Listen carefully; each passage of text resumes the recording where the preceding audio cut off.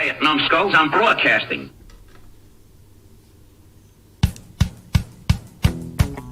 This here is a true story about crossing the pond at night in the world's smallest cockpit, on the tanker, through the weather. Oh, and to the tanker crew who did that, thanks a lot, we really appreciated that. I'm just kidding. No, I'm not.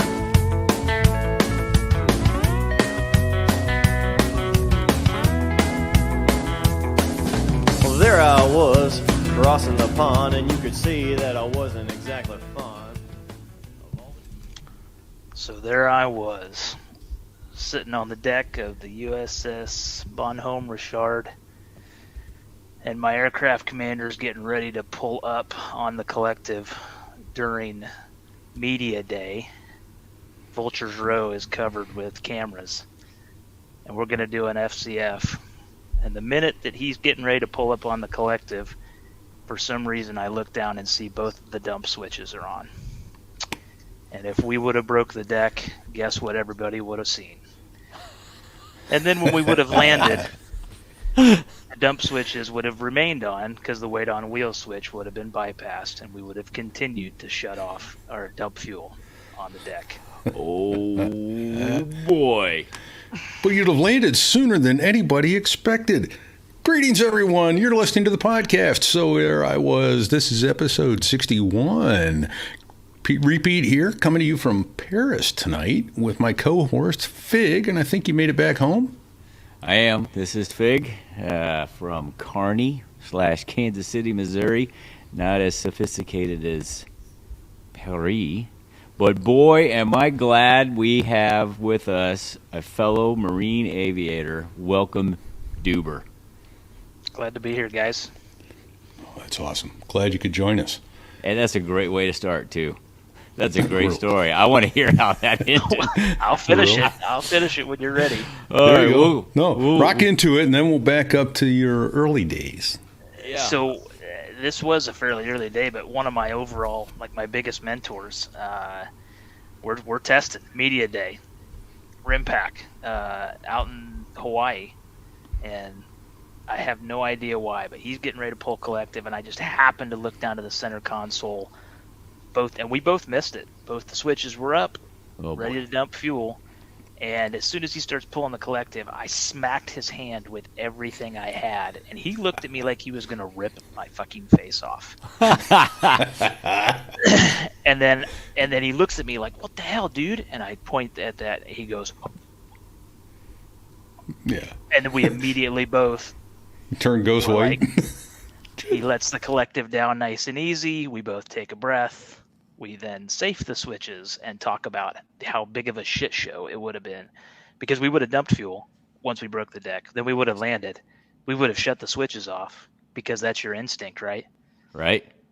And then the weight on wheel switch would have overrid them, and we would have continued to dump fuel. Oh boy. On the deck while all the cameras are on us. So, that would have been embarrassing. Yeah. To say the least. Hey, nice catch, number one. I'm glad it didn't happen. That's somebody looking out for you right there. Oh, yeah. Spidey sense. Right. Well, considering the fact that, I know already, because I've got a little background on you, that you have so much time in a helicopter. I would say you probably have a guardian angel or two, because you're still here with us. Yeah. I think those things are, whirling death machines, personally. It's, 300 pounds of twisted steel and sex appeal, Beautiful. So tell us how you got how did you get started in aviation, man? I mean, it's a really great story. So tell us.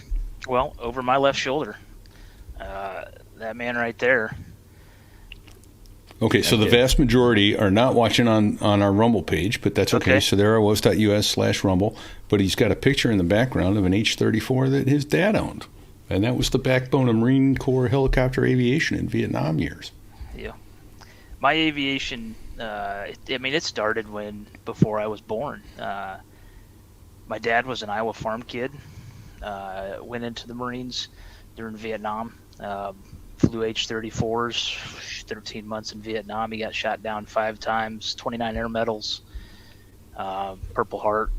Unbelievable. And I didn't know any different. We always had helicopters around because when he got home from Vietnam, he bought a couple of small utility helicopters, Bells, and sprayed crops. Did very well. Continued to purchase and buy helicopters. I think at his height he had 2 Bell 47 G5s, like the Bubble Bell, like you see on MASH. And then he had an H-34. He had a Cessna 206. He had a Jet Ranger. But I didn't know any better. That's, we had him on the family farm. Yeah. In a big old hangar.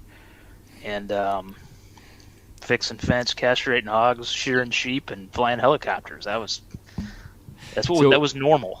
So you started flying helicopters at a young age, right? I did.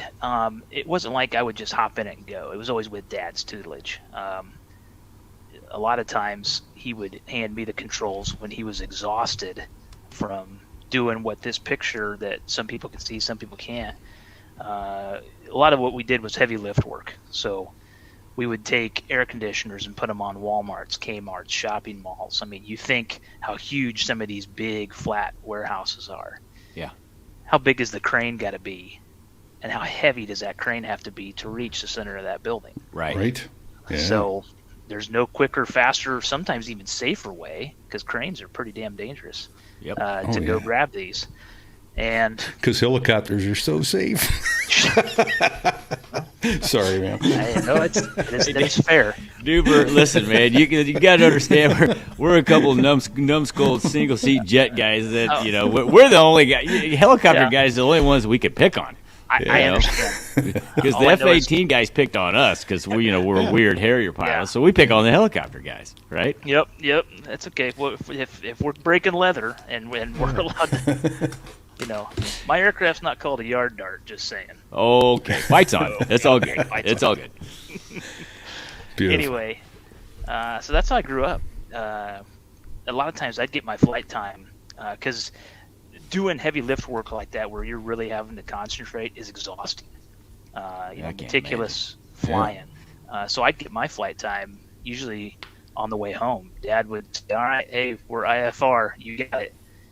I follow roads, and we'd fly down Highway 34 to 58, break a left at Ebert's Corner, go over the top of whoever's farm, and I'd usually wake him up when I was really young. I'd wake him up about the time we were getting close, and he'd hear the engine RPM change anyway, so he automatically woke up. Yeah, and then he'd take us on in. So wow, man, that's trust there, right? Oh, so were you rated at the time? Did you have your ticket? Nope, I had nothing. Okay, so that was going to be my next one. Did you ever get? Yeah. You're flying in the left seat of an H-34, and your dad is snoozing. Yeah, he's passed out. That's trust, baby. Gone. Yeah. Can't trust your kid. I mean, who are you going to trust? Right. Exactly. And that's awesome. So, I'll get there in a second, but I can't wait to hear about flight school because that had to be. That'll be good. And let me just briefly touch on how it is that we got in touch with you. Yeah, that's and I'm not. So it was. It's a long way around. So another 53 driver, which is what you flew in the Marine Corps, another 53 driver reached out to me and said, "Hey, we have a Jarhead breakfast the first Friday of every month. Come on by, and by the way, you got to hear this guy, Gunny. He's amazing." And as our listeners know, if they've listened to the shows before this, Gunny is an amazing storyteller, incredible raconteur, Harvard lawyer. We won't hold that against him. Yeah. And just a lot of fun to chat with, but flew H-34s in Vietnam. He tells the story of One Eye, whom we're hoping to have on shortly, and your dad was one of his squadron mates. Correct. And the rest, as they say, is history. So then, got to see that you were literally flying the H-34, a Marine Corps helicopter, a civilian variant, but that in junior high school and a high school. Right. That is cool stuff. So let's stay in that area and try and move linearly, I guess. Ooh, fancy word of the day, linearly. Yes. But you went to high school baseball practice in the helicopter. You went out to breakfast after the prom? Yeah, a couple times. Tell me that isn't a chick magnet. Come on. Yeah. Hey, honey, want to go for a helo ride? She just left. And I'll tell you one of the things I always used to do, and remind me of my Air Force One business card story. I got to tell you that one too. Yes. So I was a baby of 8. I had 5 older brothers, 2 older sisters, huge family. My mom and my dad, believe it or not, actually met in Pensacola. My mother is a Pensacola native. No way. One of them. One of those girls. They moved, had a bunch of kids, moved on, Santa Ana. Dad was in the Marine Corps, did his thing, came back. They moved back to Iowa. Just grew up flying and fixing helicopters. I mean, Dad had a smart business model, and that was keep pumping out kids because that was, mechanic, lineman. Hey, you go get an A&P. It's almost like Yellowstone, how John Dutton was building his empire. My dad was doing the same thing. You rag the belly, you clean the blades, you got the glass, you drive the tractor, pull it out, So does some of your siblings carry on the family business? No, unfortunately. Once Dad got really old, we sold our helicopter in 2012 to a guy in Brewster, Washington that uses H-34s, believe it or not. I hope you're both sitting down. He uses them for drying cherries. Wow.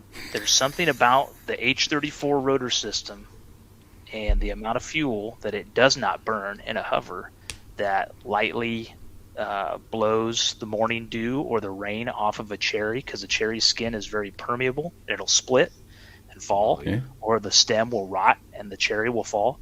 So these guys take these H-34s and they go out and they hover around these cherry farms in the morning and blow the water off. So we sold it to him back in 2012. And that was, I think 2013 was the last time my old man gripped on the cyclic of the H-34.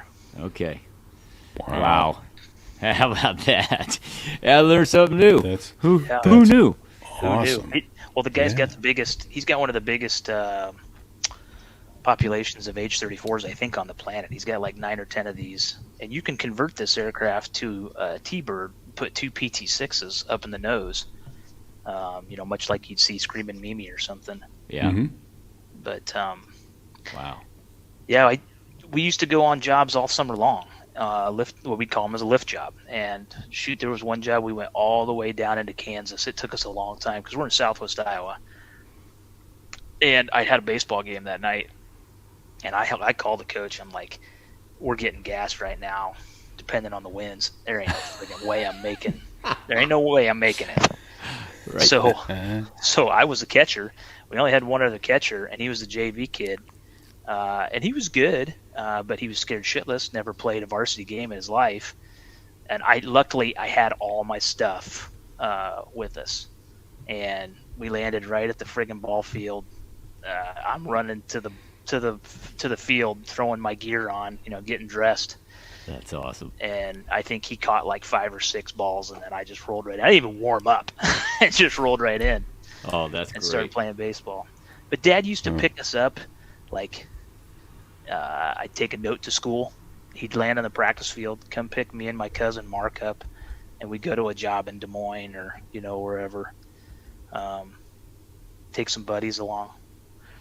Wow. It's like you want some free help. Just promise your friends a good adrenaline rush. A nice fix. Get a helicopter ride and come help us out. Yep. That's awesome. Okay, and I touched on it, and you looked around, so it's clear now. Yep, we got a clear chick magnet. Oh my God, yeah, for sure. I'm pretty sure. As a matter of fact, the night I met my wife was at the University of Northern Iowa. We were there at a rugby party, so I hadn't joined the Marine Corps yet. I was getting ready to leave though. I had like 6 weeks, and I was fairly intoxicated. Probably what? well above average. Shocked. Yeah, and I saw her and was in love. Of course, yeah. We got to started talking, and I don't remember how I exactly came to it, but I always carried my dad's business card along. It was a slam dunk. Right. Yeah. My dad's a pilot. So I am too. It's It just worked. not legal. yeah, it worked. PLC program, Doober? OCS. OCS. Okay. I graduated college. I think I had 10 days from the day I graduated college to when I had to be in Quantico. All right. Sweet. Wow. Now, with an air contract? I did have an air contract. Yeah, I took ASVAB and did well on that and had an air contract. I just about didn't go because the OSO did not have orders from me, and my dad said, "You are not fucking leaving my house until you have a set of orders in hand." For flight school. For period. Oh, even to report to OCS. Oh, yeah. wow. Yeah. So I just about didn't go. Interesting. So can I? I'm going It's to make nice an having assumption. Go ahead, repeat. Go ahead. I was just saying it's nice having somebody, in the family that knows how screwed up the military can be if you don't have orders in hand. Life could go badly. So. I don't have anything to write down notes, but remind me about flight orders. Flight orders. All right, I got it. All right. Great story about Dad, I got to tell you. All Okay. right. Sounds So good. I'm going to just assume you went to OCS and you had an air contract. You were planning on flying helicopters. Absolutely. Didn't matter Okay. if I had the best NSS there was. Yeah, that was my assumption. I just wanted First, to make second, sure. and third was going to be helicopters. It was where my heart was taking me, no matter what. Well, yeah, I don't know how you couldn't. You probably would have been disowned. Yes. If you didn't. Yes. Hey, Dad, guess what? I'm going to fly Harriers. Get out. Get jets. the hell out. Yeah. Yeah. Whew, that would have been tough. Yeah, it would have been rough. Okay. Nice. Wow. Well, that was pretty cool. So I don't want to get too far ahead, but your first fleet squadron was HMH 362, the Ugly Angels. the Ugly Angels, with whom all our previous Marine helicopter guests have been. Yeah, and it was my Spicer? dad's squadron. Gunny? So it was really Yeah. cool for me to get a chance to be in that squadron. Well, okay. That is really unique right there. Yeah. And Yeah. I know you grew up listening to, Oh, yeah. all the stories from your Yeah. dad's buddies when they'd come, pheasant hunting and stuff. So, Yeah. wow. And then there you are in the squadron. Yeah, you want to talk about blessed, fortunate. I mean, just the stars aligning and having an opportunity to do something that you can't even script, honestly. It really just lucked out because, like you were saying, Fig, probably other than my father, the three greatest mentors that I had outside of the Marine Corps was One Eye, Gunny, and then Cookie, who was famous for that water buffalo story. Yeah, right. Then, So, cook. I got to hear Yeah. that firsthand as, a young kid, 10, 12 years old, listening to my dad and his buddies tell these stories. Oh my gosh. And I'm I'm on the edge of my seat, just like, I want to hear more of this. Right. Please give me Yeah. all that you can of this infectious disease that you guys have. Yeah. Right. Wow. That's amazing. So, Yeah. And I bet, the human mind is weird. The worse it was, the funnier and the better it seemed to them in retrospect. It sucked while they were there, yeah. but they howled about it in retrospect. So, Yeah, I mean, it's the very content of your podcast. yeah. Yeah. really is. It really is. All right. So a flight orders. Is this your one of your dad's stories, or is this? This is one of Dad's stories. So Okay. if you want, like, I've got Yeah. a shelf of some stories Okay. that I want to tell Okay. on Dad's experience. so, I don't know what path you want to go down. So we can do that. Let's touch on that. Let's honor your dad a little bit here. What was his name? What was his call sign? Yeah, Tell Philip us about Larry him. Turner. He passed away this last January, so about 5 months ago. He, what can I say? I feel you, brother. No, He's that's- yeah. this guy. I never met your dad, but he seemed already like a larger than life character. Yeah. Right. We quit counting flight hours at 20,000. he got to the point where it's like, what's I don't care what's the anymore. difference? I'm just going to fly. Hold on, Fig. I've been flying 40 years. You're close to that, I'm sure. Yeah. We're probably close to 20,000 between us, plus or minus 2,000 or 3,000. Yeah, between us. Yeah. Well, hold on a second. So some of us fly more than the others. Well, that's true. I probably, but yeah, 20. Yeah, that's crazy. 20,000 hours in a helicopter too. Think about that. Yeah, well, I'm between 11 and 12 50 years. So, yeah, that's awesome. 50 years of flying. We actually, thank God, we were able to induct him into the Iowa Aviation Hall of Fame 2 years ago while he was still alive. Oh shit, that's great. Which was really cool. And then my sister-in-law submitted my nomination, and I got inducted the year right after that, which was kind of cool. That's awesome. Where is the Iowa Aviation Hall of Fame? Is it in Des Moines? Small little town called Greenfield, Iowa, due west. Due west of Des Moines? Yeah, due west, about, I don't know, 45 minutes south of I-80. Well, congratulations on you being included with your dad in the cool. Iowa Aviation Hall of Fame. That's pretty awesome. Yeah. So, did he have a call sign? Because I know that was not coming in yet. They didn't use a whole lot of call signs back then, but his was flubber, is what I'm being told. Okay. I have no idea what it means. I've got a story of how I got my jacked up call sign, but let me know when you're ready for that one. We'll come back to that. Yeah. Oh, don't you worry. We'll come back. We'll go back to that. Yeah. So flight orders. Well, so if we're going to go down this path, I'll just tell some stories about Dad's let's go down there. Let's go. That I had heard, and Gunny already hit on some of these, and I will tell you, his level of accuracy took me back to the point where those stories were first told to me. I was like, wow, word for word. That's pretty great. Word for word. That's great. I don't think the fish grew over the years. Which, if you know Marines, which we do, you know that happens. So, sometime Vietnam, 1965, 66, when Dad was there, they were, getting things kind of set up, and I think they were 24 plane squadrons, if I remember right, which is a lot of friggin' helicopters. You bet it is. And that was a time where every crew chief, they owned their plane. Nobody touched it.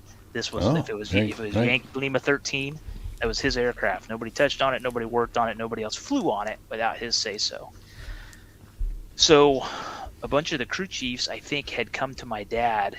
They had kind of confided in him because he was a maintenance test pilot, and that relationship between a plane captain and a test pilot or a maintainer, it's unbelievable bond. Yep. And they were all concerned because none of their flight skins had been renewed, or their flight orders. They all expired. Well, I don't know what it's like nowadays or when we all served, but back then, my dad knew that if a guy's flight orders expired, their life insurance also expired, their SGLI. Yeah. So this is the cool part about this story. My dad got his commanding officer fired at the commanding officer's request because they're trying to figure out how do we fix this. Right. CO, Lieutenant Colonel Allworth, took it to the MAG CO and or the MAG admin shop, and they were like, yeah, whatever, we'll work on it. Coming around, nothing. Everybody's really getting nervous, because, planes are piling up. They're having accidents. Right. So the CO says to my dad, who submits the readiness report every day, down all the airplanes. I want you to report 0 of 24 available for flight combat operations. That's good. And my dad's like, I'm going to get my ass kicked if I submit this up to the MAG. Well, he did it. And the MAG CO comes down, as you can imagine, coming to the ready room, kicking doors down, and didn't even get Lieutenant Colonel Allworth an option to rebut, just fired him on the spot. No worries. What are you thinking? And he's like, sir, I had to get your attention. I do not have enough available crews to fly my planes because these men do not have flight orders, and I'm not going to order them to fly anymore. Well, guess what showed up the next day? I bet a shit ton of flight orders. Full of flight orders. Get those typewriters hot. And then Lieutenant Colonel Allworth was subsequently hired back on again as the commanding officer. But my dad always said, I got my CO fired. So That's That's a good story. And he did. liked it. He didn't even Got get an him adverse fired. fitness report for it. I mean, that's just about doing what's right by your men, you know. Oh, shit, yeah. That's good leadership. Right. Yeah. Love it. Absolutely love it. So, all right. Well, let's back up a little bit. Let's get you into Wait a minute. Lieutenant Studley. Hold on. Yeah, hold on. Is that Lieutenant comes- oh, yeah, Studley? yeah. So that's the Lieutenant dad story. Studley Hungwell. Is that a dad story? That's a dad Yeah. story. All right. Yeah. Let's hear about Lieutenant Hungwell. Yeah. So, in a way, I think, you know, they probably had developed this rapport with the MAG where they were like, you know, these guys are idiots. We're going to fuck with them. So they decided to make up a pilot. And they made up a pilot by the name of Lieutenant Studley Hungwell. And the funny thing is, as they continued to create paperwork, put him on the flight schedule, you know, he had a locker, he had a helmet, he had flight gear, he had a hooch, you know, he had a place to sleep. Then all of a sudden, somebody from the MAG shows up, and they're all pissed off because Lieutenant Studley Hungwell had not cashed any of his paychecks, and he started to get paid somehow. No. So the funny thing is how they would fuck with the MAG admin shop. They'd come down to the squadron, and they'd be like, "Where's Lieutenant Hungwell?" And be like, "You just walked past him. Did you not see him? You literally met him right at the door, sir. Or, you know, he's on the schedule today, sir. He's out flying, or, you know, he's on, medevac standby. So he's What not gonna blows be my back in a mind few hours." is that there are Marines who didn't pick up on the name. I think Right. yes, but I think everybody in the squadron was in on this, to the point where old birthday balls, he had a seat. You know, Nice. I have a name placard of my dad's that has Lieutenant Studley Hungwell. You know, he made it to one of the birthday balls not too long. Unbelievable. So, That is great. That is fantastic. yeah. He had 5 or 6 air medals too. I think he graduated from University of Illinois, something like that. You know, I hope Lieutenant Hungwell made it out of Vietnam okay. you know, as far as I know, he did. Was living in Illinois again. You know, big family. Well, that's good. I don't think I noticed great. his name on the wall. So, Thank you. Thank you. All right, repeat. Get that's going. Oh, wait. fantastic. Yeah. Yeah, no, so I wanted to back up and get out of high school. You go to OCS, you show up down in Pensacola, Yep. and you've got roughly 4 times the number of flight hours of your flight instructors. and most of your flight instructors, probably not all of them, there are probably a few relatively experienced guys. Yeah. But to have 1,000 hours in any airplane. I didn't So have any what fixed was wing that time. like? I didn't have no any fixed wing fixed-wing time. time. I mean, I was very comfortable in the aircraft, but that was a whole new world to me. Was flying fixed wing. So Well, flying the T-34, yeah. right, I was a single guy. They were shipping most of the single guys from Pensacola down to Corpus just because it was cheaper than Laredo. Yeah. You know, so I did a little stint at VT-27 there. Yeah. My on wing was a P3 guy. He was friggin' awesome. Loved the guy to death. And then went to Pensacola, did HT8 8-ballers. Yeah. And you know, I wanted to keep my mouth shut. I figured this is the smartest thing to do. Yep. Keep your mouth shut. Don't say a damn thing. Be humble and just, you know, try to earn their respect. And play the game. And then one day I just couldn't do it.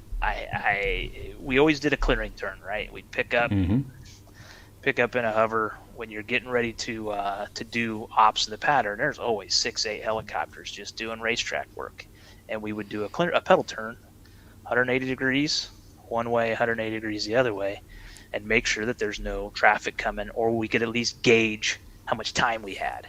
The last thing you want to do is, you know, transition to forward flight when another guy's coming into land or doing an auto rotation, and do that at a, you know, vulnerable time. So we pick up, do our pedal turn to the right.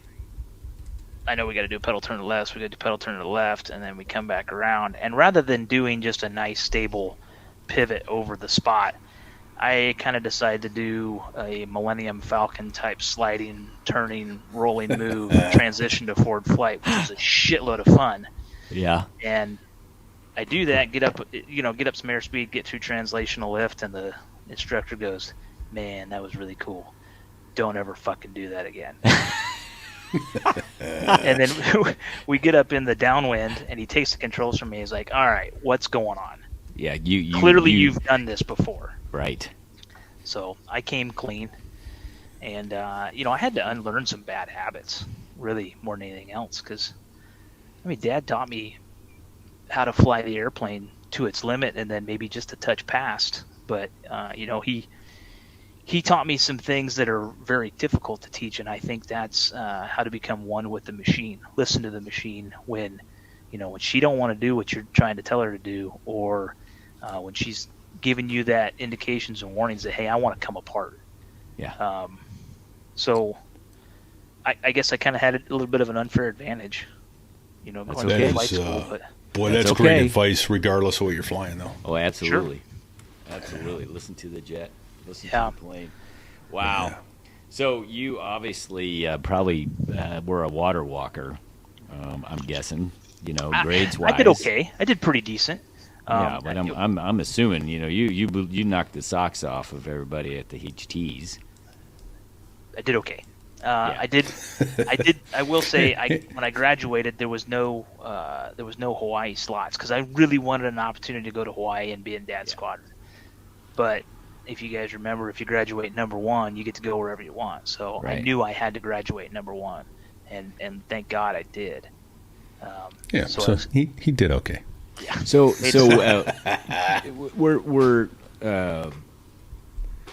were they putting guys in the Osprey? Not yet. Okay. So Osprey was still kind of in operational test and evaluation at that time, maybe just a touch after that, because we're talking. I got my wings December 18th, 2003.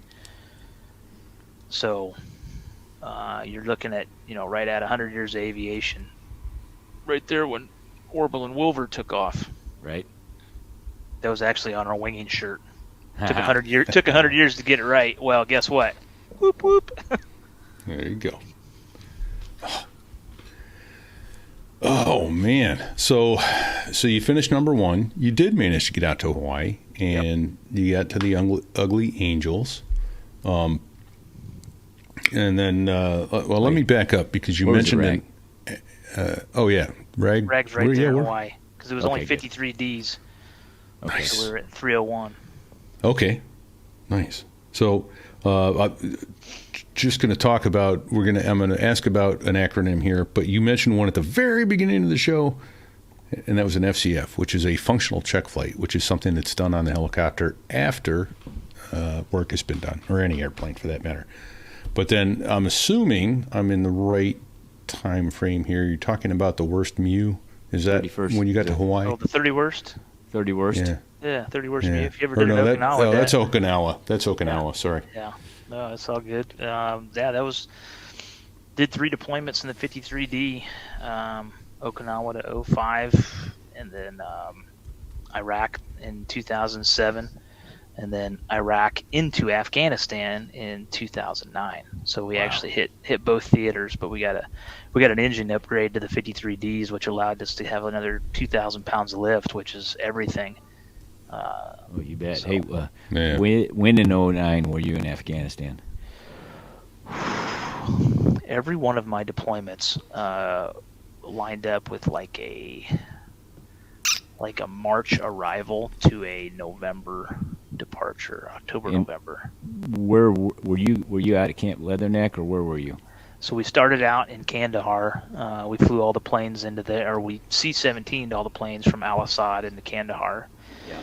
And we had to put all new engines on the planes. We had 12 planes, so we had to put 24 engines on. We upgraded from the 413 to the 416, which it just let the engine burn hotter, had a hotter can. But we didn't have to do anything to the rotor system. So Okay, let me back up just a little bit. So we're talking MEUs, Marine Expeditionary Unit. You C-17'd, meaning you brought the helicopters on the C-17, which is a massive military transport aircraft. Yep. And then when you say hotter cans, the can is the burner section of a turbine engine that allows it to burn hotter and thus create more torque. Man, you really struggle at speaking English, don't you? You speak Marine so well. It's when you have to translate. Old. Yeah. Don't get old. It's bad for your memory. I understand that. CRS right. hits. Yeah. That's the thing that people ask about all the time. Acronyms. yeah. Got it out. Like, all right, I'll do our best. We'll do our best. We could have a whole conversation in acronyms if we wanted. Right. Without ever coming up for air. Nope. So, Kandahar. After Kandahar, Yeah, Kandahar. where'd you park them? Yeah, we built them all up back up, and then we flew them out to Bastion, which wasn't Bastion. Leatherneck yet. Yes, and then turned into Leatherneck. Yeah. We actually flew by there every day, waiting for them to build us enough matting of the Marsden matting, so we could land the helicopters. It's the first time I can actually say I really roughed it in the Marine Corps, because we flew and self-deployed our shit from Kandahar to Bastion, unloaded our tents, built where we were going to sleep, eating whatever the hell we had, and sometimes just sleeping in the damn helicopter until they had living set up for us. Yeah, that's pretty awesome. Wow. Yeah. Well, I was there. I mean, I went in and out of Camp Bastion a couple times in a C-130. And it wasn't 30. Yeah, you may have given me a ride from Kandahar to Bastion once. Maybe. Well, all right. So, were you flying off the boat in Iraq? No, we flew in to. We already did a transfer of authority. The helicopters were already there from a sister squadron. Yeah. So. And 2007 was actually the first time they had put V-22s in Iraq as well. One of our sister squadrons, who we called the Dyslexic and Ugly Angels, because we were 362, they were 263, which I think is the Thunder Chickens, maybe. Okay. That's funny. It was 263. Was that at? Yeah, I think they were New River, because I seem to recall. I think our squadron did a. What did they call it? An augmented squadron deployment with those guys, and they joked about the chickens on the patch. Yeah. They did whatever they could to make sure the V-22 was successful. I mean, every department head was a lieutenant colonel. How about that? Oof. So that's heavy. That's a heavy squadron. What could go wrong when you put a bunch of LCs in a squadron, when you need lieutenants and captains? Do you have any good combat flying stories you want to tell, Doober? I mean, you start scratching it, I'm sure they'll come up. Well, hold on. Listen. Go ahead. Let me ask you this first. Okay, how'd you get the call sign Doober? So I first got to the squadron, first CO, Frenchie, and XO Junior. They're like, "Hey, Blue Angels are coming out. They ain't been here in 20 years. Here's the XO credit card. Here's the CO's credit card. I want you to go buy everything you can with an Ugly Angel patch on." And I'm talking hats, koozies, shirts, thongs, eye patches, friggin' dentures. I don't care. Buy them. So I'm buying all this shit that I can get, because we're allowed to, by MCCS, go have a booth and sell our own stuff. Right. Yeah, you're going to make money for the squadron fund. For the birthday ball. Yeah, right. Mm-hmm. So the goal was to send everybody the birthday ball for free. So I'm buying all this stuff, and I had this one vendor. He's like, "Hey, man, I got these new things. They're called Doobers." And I'm like, "What the fuck is a Doober?" So, on the back of a hat, it's just a little neoprene thing. I wish I had probably got one downstairs somewhere. It's a little neoprene sleeve that goes back on the back of a plastic clasp of a hat. That plastic. Yeah. Click. It's so that the plastic doesn't dig into your head. Plus, they put emboss whatever on it. So they called these things Doobers. So I'm like, sweet, yeah, I'll buy a gross of them. So I'm thinking a gross is 144. No big deal. We got fucking 12,000 of these things showed up. 12,000 Doobers. Did they have a little squadron emblem on them, or how? Oh yeah, little Ugly Angel patch, and HMH 362, the world's finest heavy lift helicopter squadron. So we didn't sell. Oh my god, we didn't sell any of them. So the staff NCOs were like, Doober. That's great. That's great. But silver lining to that is we did send everybody to the birthday ball for free. We made a shitload of money. Beautiful.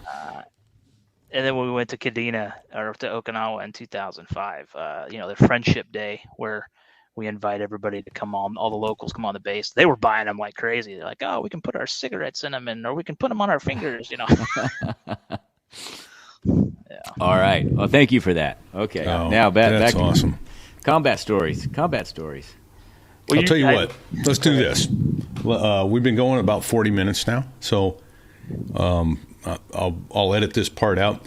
Can you be careful? I'm getting breath into your mic a little bit. I don't know if it's from your nose or from your mouth, but I'm getting breath into your mic. So,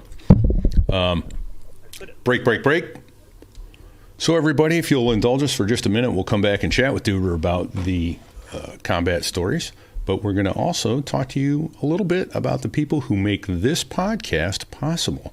So, if you can help us by helping them and supporting them, go visit these folks. Here at So There I Was, we're partnering with another aviation podcast to cross-promote our programs to each other's audiences. This history podcast is all about a legendary and pioneer airline that almost single-handedly built commercial aviation as we know it today. The name of this program is called the Pan Am Podcast. Let me tell you a little bit about it. Experience the legacy of the world's most iconic airline, Pan American World Airways. This award-winning program brings Pan Am's 64-year history to life through engaging storytelling and insightful interviews with Pan Am employees, passengers, historians, authors, fashionistas, and aviation enthusiasts. This program is hosted by historian Tom Betty, who serves on the board of the Pan Am Museum Foundation. Since launching the program in August of 2021, donating his time and talent, Tom has worked hard handling all aspects of production, from host to content creator, researcher, editor, and post-production. A wide variety of people and topics have been covered in the episodes aired from the romantic era of flying boats of the 1940s to the supersonic flights of the Concorde, from acts of heroism and humanitarian missions, from the evolution of cabin interiors and White House press charters to New York's landmark Pan Am building in Manhattan. In addition, the program covers difficult histories such as the 1970 hijackings and the dawn of global terrorism, the 1977 Tenerife airport disaster, the AIDS epidemic of the 1980s, the bombing of Flight 103 over Lockerbie in 1988, and Pan Am's diversity in flight during the civil rights era. The Pan Am Podcast is a humanities program and explores all aspects of Pan Am history and the time periods in which the airline flew, covering not only aviation history, but American, world, cultural, business, and military histories as well. The program has earned many awards, including the recent Gold 2023 Muse Creative Award and the Gold Award from the 2023 Here Now Palooza of the National Audio Theater Festivals. The Pan Am Podcast is brought to you by the Pan Am Museum in Garden City, New York, and is now approaching its third year. The program has published dozens of episodes that have been downloaded almost 100,000 times in over 150 countries. From the awards to the worldwide number of listeners, it is clear that interest in Pan Am and the stories of the people at the heart of the airline are alive and well. If you haven't listened to the program yet, all the episodes are available on the various podcast platforms, including Apple, Google, Spotify, and Amazon. Go give it a listen. I think you'll enjoy it. In the hustle and bustle of modern life, finding the time and energy to cook a delicious and nutritious home-cooked meal can be a challenge.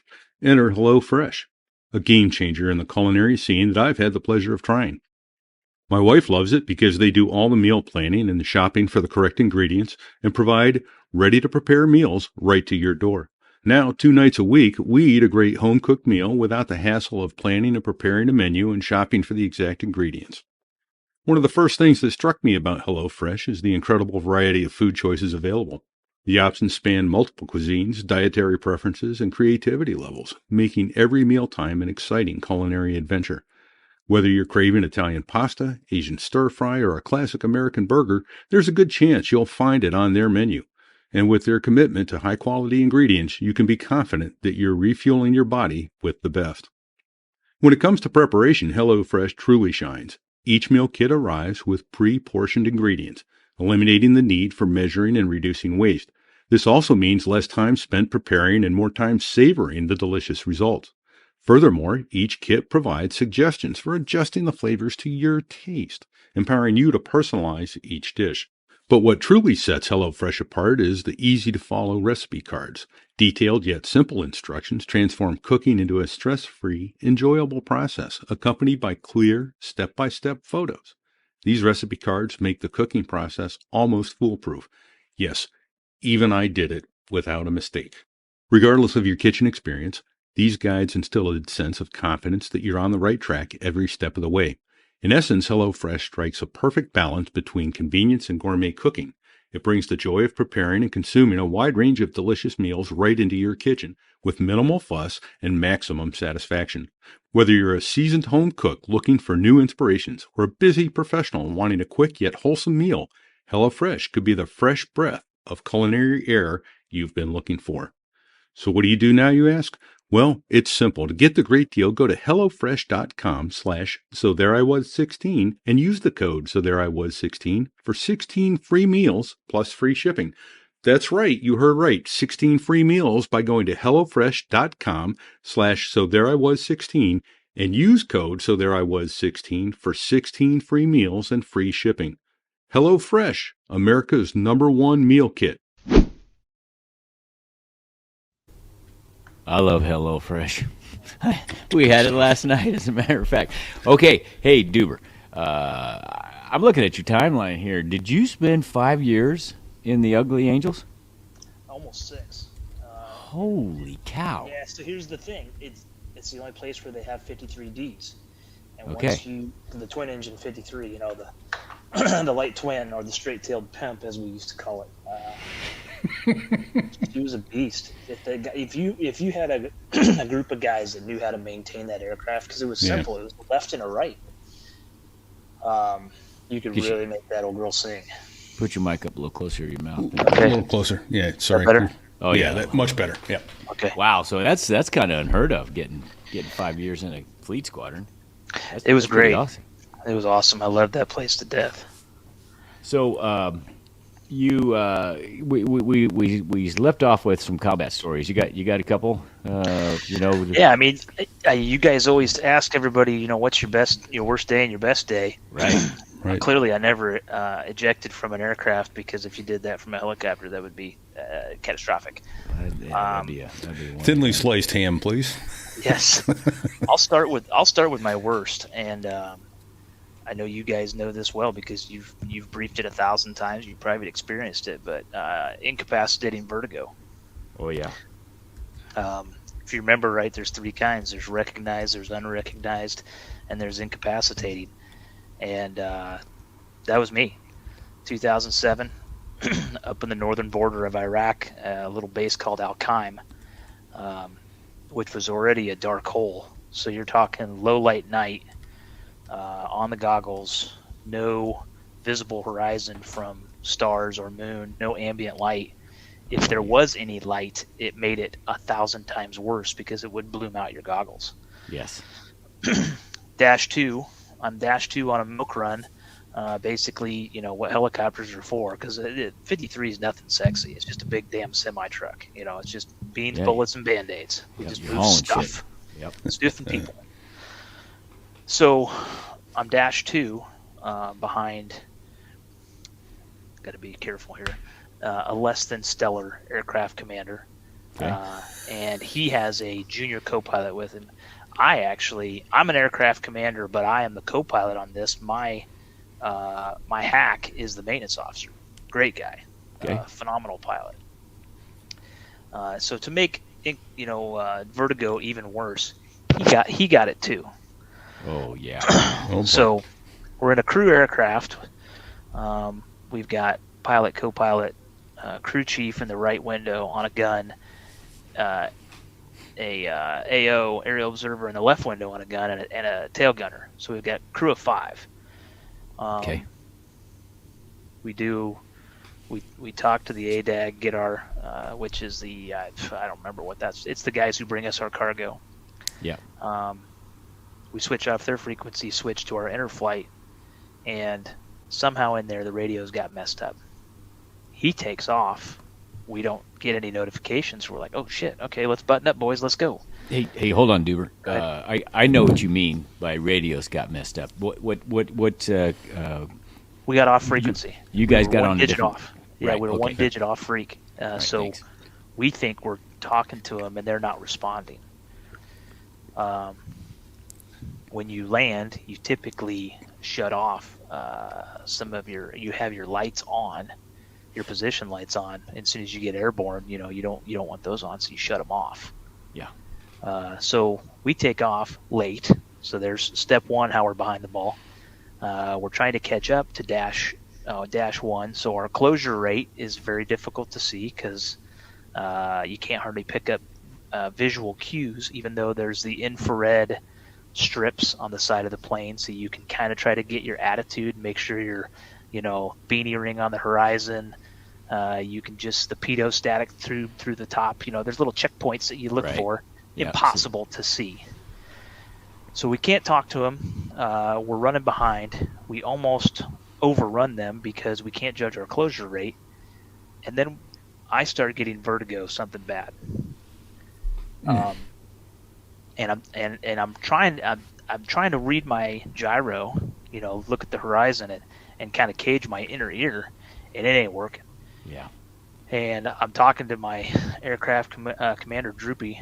I'm like, hey, sir, I'm freaking hurting over here. He's like, you're doing all right? So he starts reading off performance instruments to me. Next thing I know, he's like, what are you doing, man? You were doing fine. He's like, you're straight and level. He's like, look at your head. My head was stuck up against the side of the cabin, the window, and I think I'm straight and level. Oh, wow. Yeah. And I'm looking outside at the airplane, at the other airplane. Yeah. So then I look to the gyro and I realize that I'm off. So what do you think happened to my head? Well, yeah. I start tumbling. Yeah. As soon as you righted your head, you caused more fluid. Yep. Fluid in the inner ear starts moving around. My Yeah. God. Totally messed up. What's jacked up is every time I talk about this, I start getting uneasy. I start sweating. Right now I'm sweating. It's like I don't have PTSD from getting shot at or anything, but Yeah, you but got PTSD like this, from vertigo. Holy crap! So Yeah. So I hand the controls over to my much more experienced aircraft commander or maintenance officer, basically one of the gods of the squadron. He's doing all right. I'm trying to unfuck myself. And then next thing I know, he starts complaining. He's like, hey, I ain't doing so good. And I'm like, so now I'm just even worse. Oh, no. Oh, no. So here's the kicker, right? Here's something you guys have never experienced.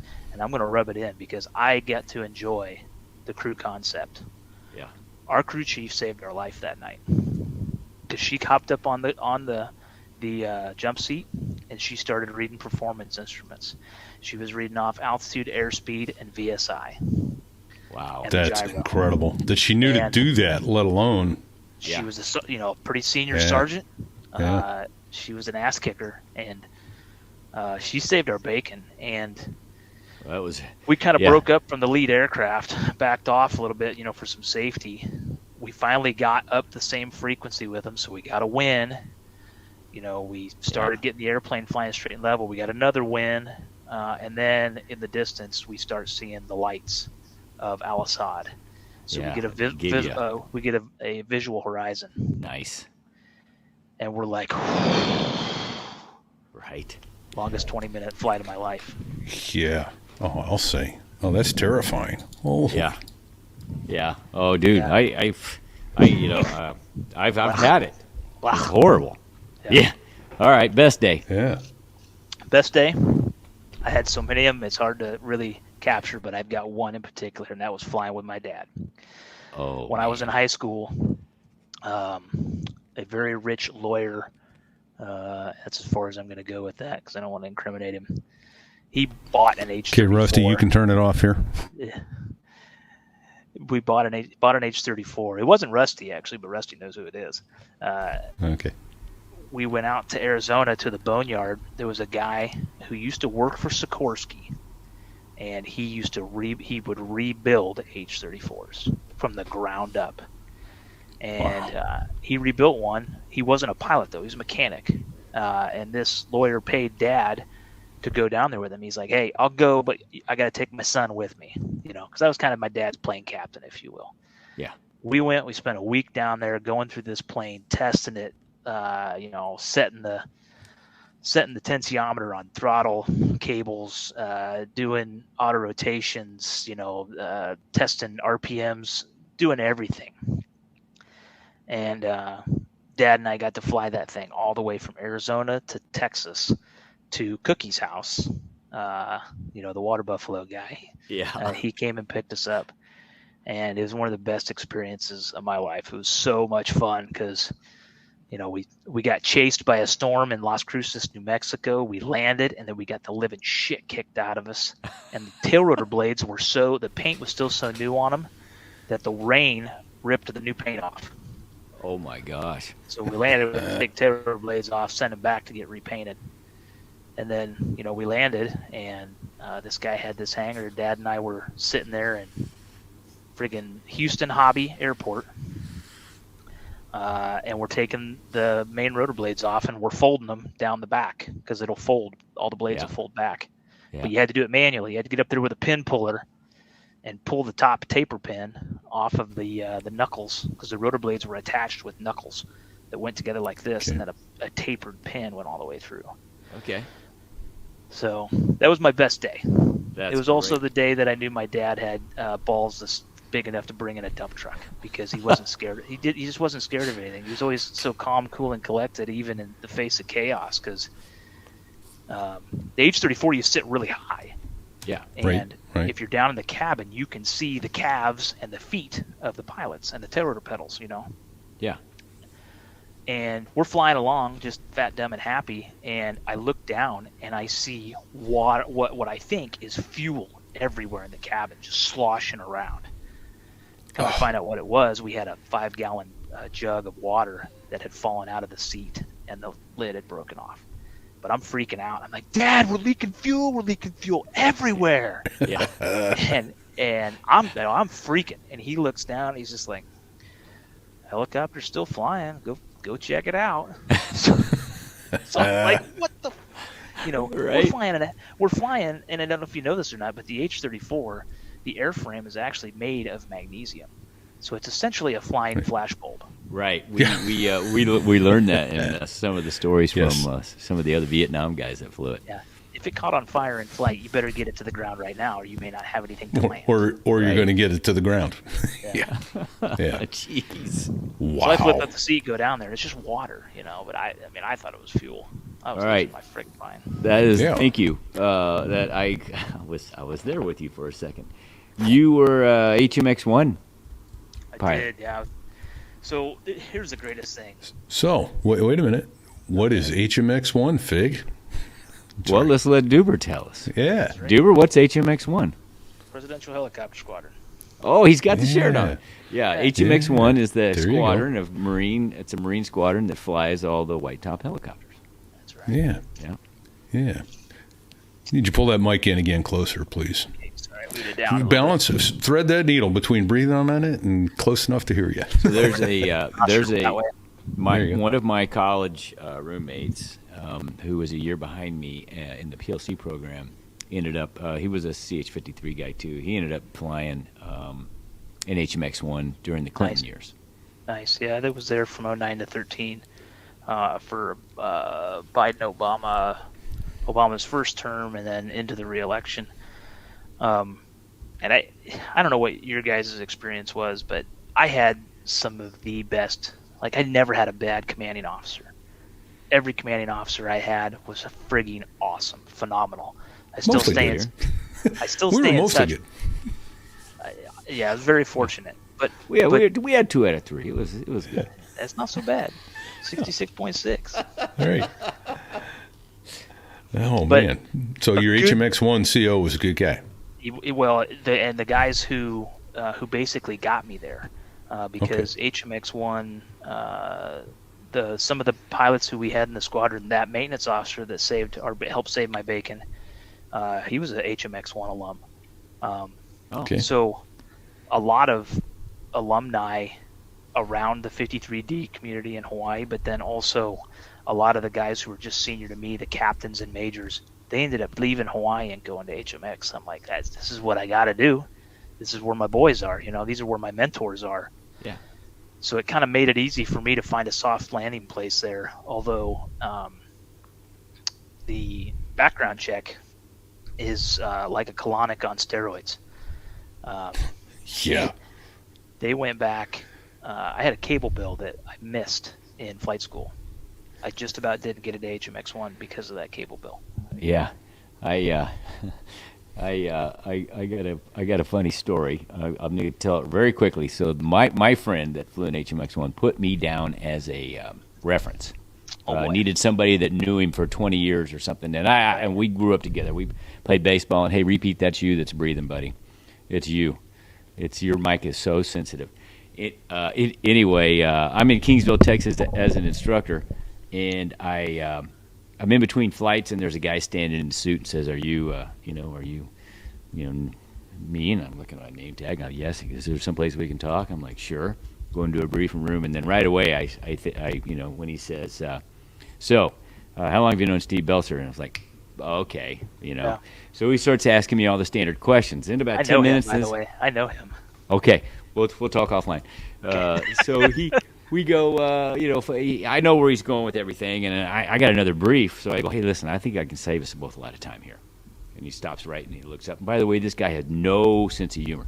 Yeah. I said, "Listen, in college, after he kicked the cocaine gambling habit, he's been a straight arrow ever since." And he looks up at me, and then he goes right back to his pad, and he says, "So," and get like I never said a word. He just kept asking questions. So a couple of days later, I call old Belser, and I say, "Hey, I got an interview." The guy, "Oh, really? What'd you tell him?" And I told him that. And he goes, "You got to be shitting me. You really said that?" And I go, "Yeah." He goes, "No, you didn't. You really said that?" And I go, "Yeah, I did." He got hired anyway. Yeah, they got him anyway. Yeah, they interviewed my high school football coach. They interviewed one of my elementary teachers. Wow. They get in there pretty deep, and and honestly, that's one of the biggest disqualifiers. Is some kind of financial issues or any remote possibility that you could not be 100% committed to the mission and the duty, of being in the Marine Corps or being with HMX. If you're compromisable in any way, you're out. Oh, they'll know. They will find it. Yep. So that was a what? Is that 3-year tour for you? 4-year tour. Is that normal? Yeah. Is that normally It a is. 4-year tour? Yeah. So you're telling me it's like high school. You go freshman through senior, so to speak. Yeah, that's kind of how we, the slang way of saying it. And so I wanted to say one other thing about HMX. Some people think this is a good thing, some think it's a bad thing, and I don't know if it still happens or not. But HMX was legitimately a good old boy club, and what I mean by that is we had all the people that were applying, we put their names in a binder and we put it in the ready room, and everyone has an opportunity to go in there and say, "This guy's a turd. This guy friggin' sleeps, with one eye open, puts lipstick on, and loads his 30-06 at night." All those little things. He's got a lipstick list. But once he kicked his cocaine habit, he was fine. Gambling. She let him take a line off a hooker's ass. He was good to go. Yeah. You got to get right. You got to get right. That's right. Before you can go. The reason they wouldn't let you in if you were like that is they didn't want you competing with the politicians for. Yeah. Exactly. Yeah. We got to keep all this blow for us. That's right. All right. Enough politics. It's kind of a good old boys club. No, that's awesome. Cool. Well, tell me this about HMX1. Was you mentioned one story pre-show, but I cannot imagine the license to steal that you must have had.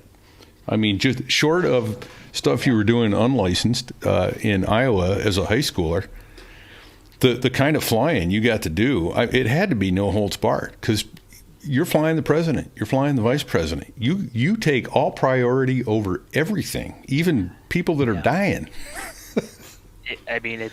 It's a no-fail mission, right?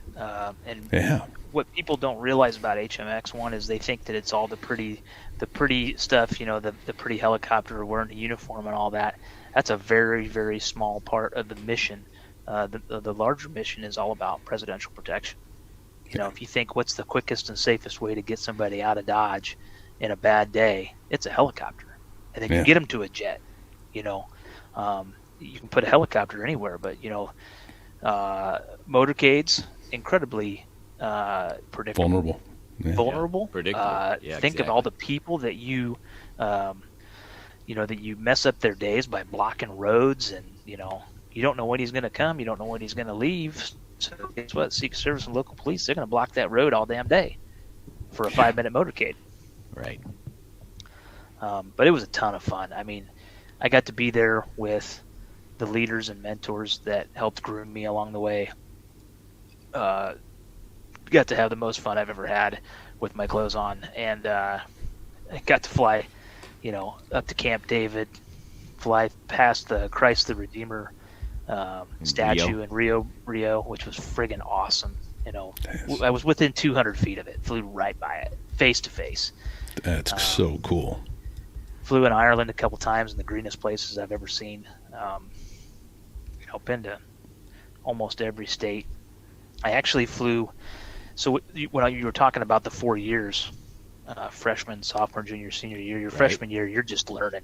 You're essentially worthless to the program, but you're learning it. And a lot of times it's kind of the holding area.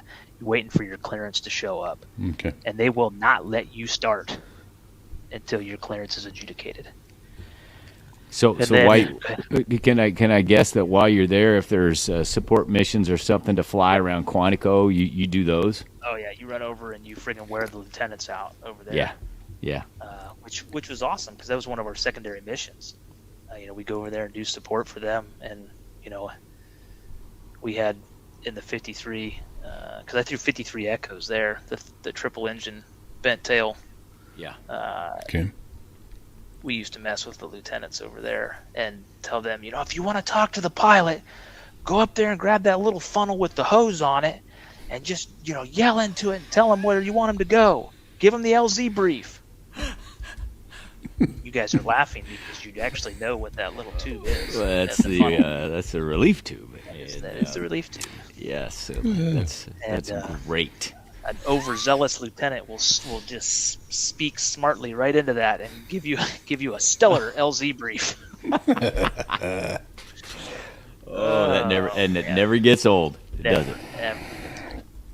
So I did that for 4 years, and the last. So your third year, you can either become a White House aircraft commander or work your way into becoming a Marine One pilot.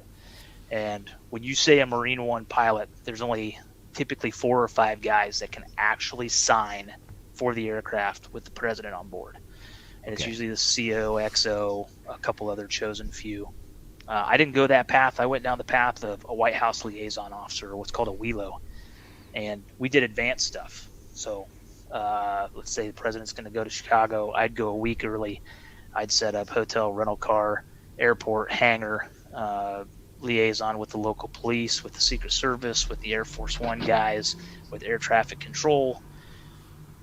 Find the LZs, you know, the whole 9 yards. And then when everybody would show up, we'd already have the brief built for them.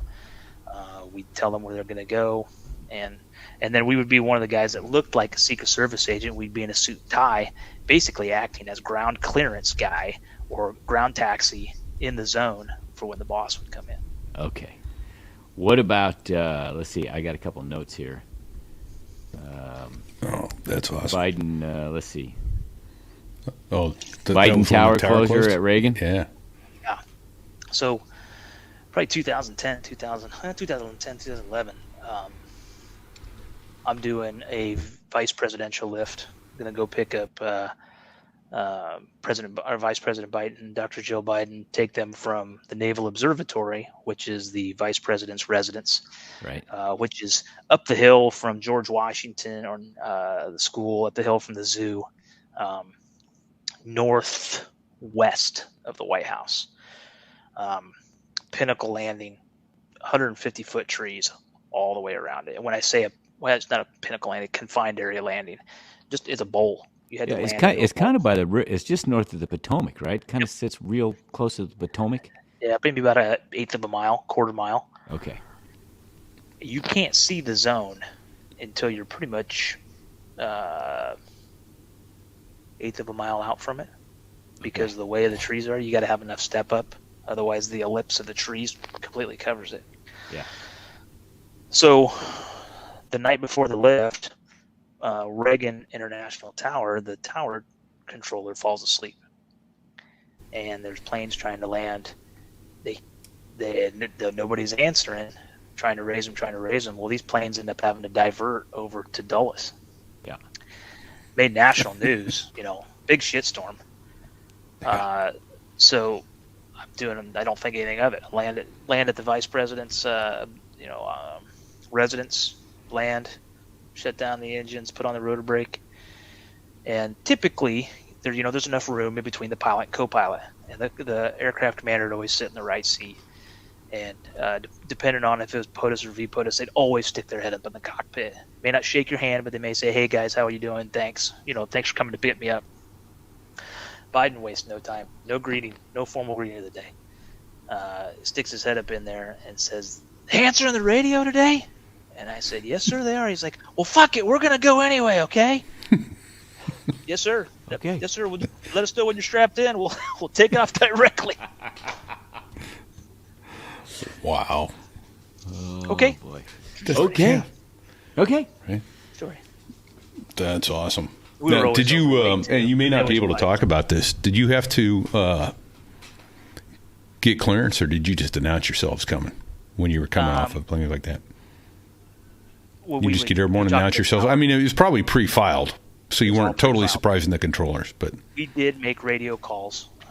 If Okay. you've ever watched like the Discovery Channel show that talks about Marine One, the aircraft actually is assigned that call sign when the principal is on board. And what I mean by Right. the principal is the dignitary or the Right. VPOTUS or POTUS.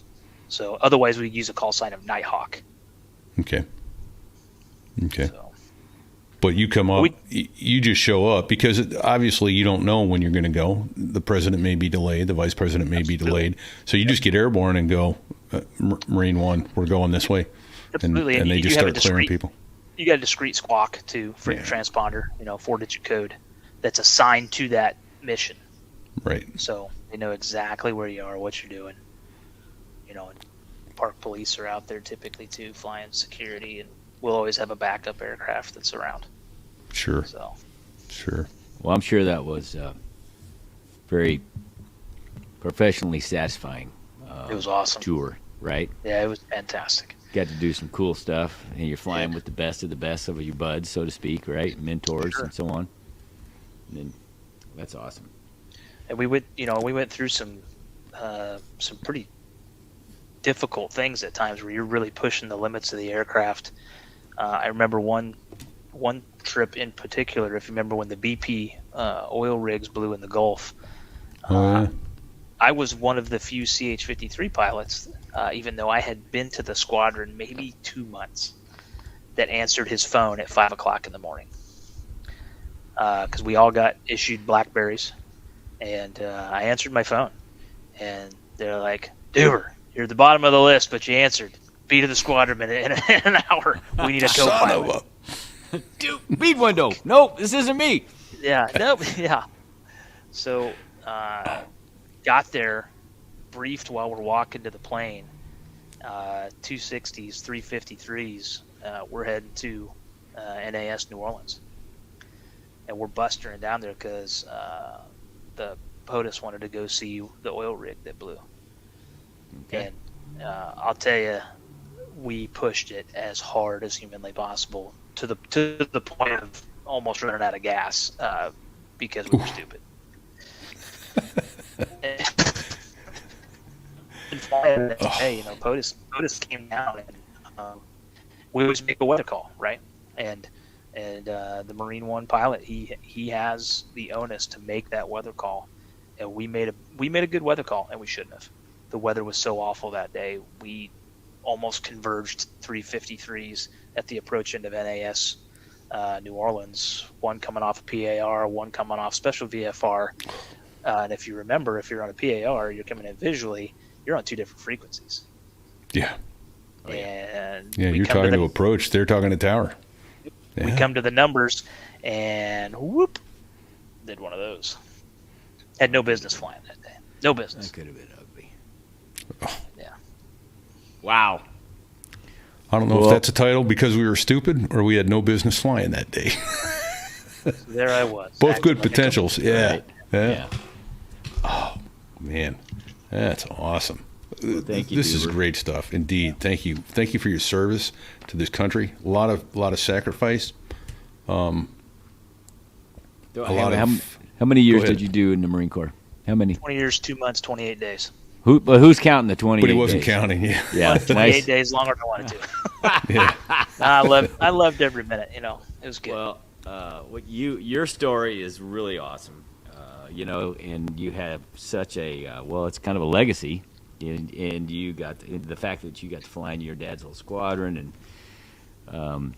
you grew up listening to all the stories, and then you went and lived it basically.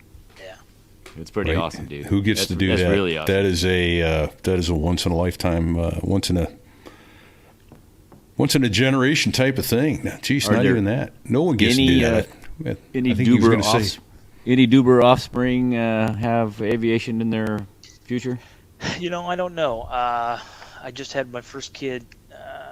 He just graduated from high school. He's a computer guy. I got a 15 and a 13-year-old. They maybe. I don't know. I grew up with it. I was immersed in it, so it wasn't. Right. It wasn't something I had sought out. So if I'm going to introduce it to these kids, I gotta search it out. And when I got out of the Marine Corps, I was like, I'm okay with not flying again. I'd love to continue to fly. I'm envious of you two that you still get to cheat death. But I'm also kind of okay putting that on a shelf. Yeah. And just leaving it there and preserving it. So, I don't know. No, I hear you. No, it's a privilege. We've had a blessed life in getting to do the things that we love to do. But what's more amazing is that we're getting to do this, and we're getting to talk to all these incredible people like you, like Gunny, like Captain Williams, who shot down MiGs and then didn't tell anyone about it. None of these. It never gets old. Yeah.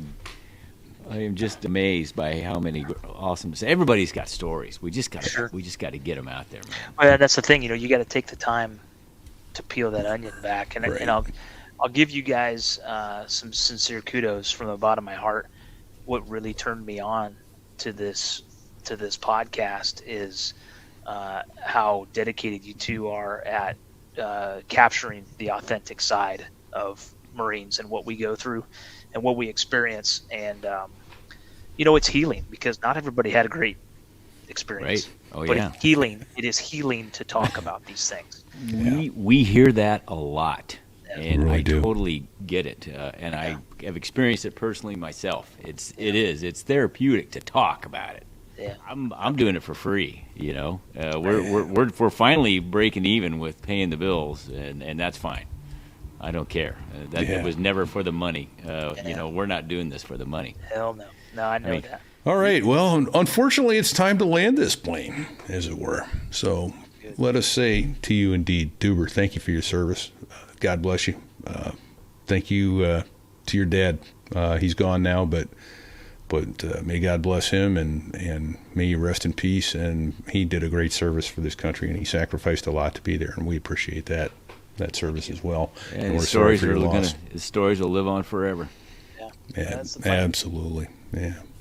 We need to thank Dave Hamilton over at the Mac Geek Gab, the Gig Gab, and the Business Brain podcast. He's given us all the technical knowledge that we need to make this show happen every week.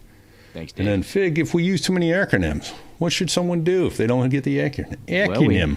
Well, we have an acumen, and a glossary for all the acronyms on our website. And if there's an acronym, if there's an acronym that we flung at you today, and we didn't catch the fact that we don't already have it, please tell us, and we'll get it up there. Shoot us an email. What's your email, Fig? Let's see. My email is fig@sothereiwas.us, and yours is repeat@sothereiwas.us. And then if you're watching on the video at all, you see Fig and I are wearing our cool hats. I'm wearing my cool polo shirt. Yeah, I'm envious We've got of the that. merch store. You can get koozies, a bikini, beach towels, rugs, clocks, T-shirts, you name it. You can't get a Doober. You know Get a what? Doober. We need some We got to Doobers, see if man. we got to see if we can get a Doober up there. You know, I don't know if you can or not. Do you have any of those 12,000 left? We could reprint. We'll go with that. So Keep your cigarettes dry. yeah, We need a Doobers. We need And to, if so you there could- I was Doobers. right. And thank you to our patrons, our pilots over at sothereiwas.us/Patreon. We appreciate that. You gents are helping to keep these engines running and bring these great stories to you every week. If you go to sothereiwas.us/Patreon and pledge $5 a month, that's about $1.25 a show. We'd appreciate that support. It costs a little bit to get the editing software and the domain and all that stuff. It ain't free. We're happy to do it. We love it. Like Fig said, we aren't doing it for the money. We're certainly doing it for the love of it, and we hope you love it as much as we do. Thank you to our sponsors. This week was the Pan Am podcast. They're mentioning our show. We're mentioning theirs. Some amazing stuff over on that show. I managed to grab one show and listen to it already. It was a lot of fun to listen to. A lot of neat history in that airline. And for our sponsor, HelloFresh,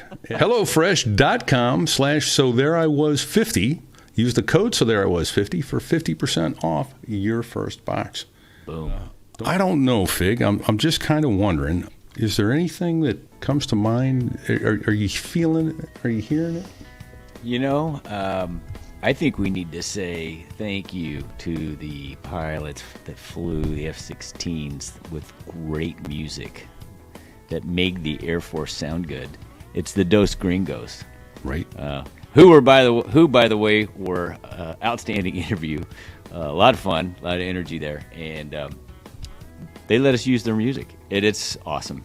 It's awesome music. They got 4 albums out there. Anywhere you get your music, I bet you can find it. Dos Amazon, Gringos. Spotify. Yeah, the Dos Gringos. Go get them. Fig, any advice for our friends until next week? Well, so we're not going to sit on the collective. So we're going to say don't let go of the collective, right? Don't There drop you the go. collective. Pull Don't and squeeze. don't Pull and squeeze. Oh, Pull turn and and squeeze. squeeze. Pull and Pull squeeze. and squeeze. Yeah. Pull and squeeze the collective, folks. Pull and squeeze the collective. Oh, there you by go. all- Now and that's by- good advice. Can't beat that. And check 6 as always. Be well, everybody.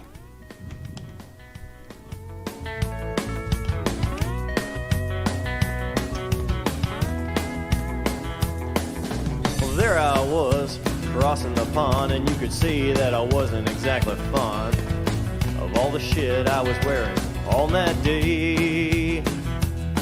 Now an F-16 is cramped enough, but it's even worse with all that stuff supposed to save your life. But we knew there was no way. Not at all. When you're going down the North Atlantic, man, it's over. What do you say, Fig? He said it's over.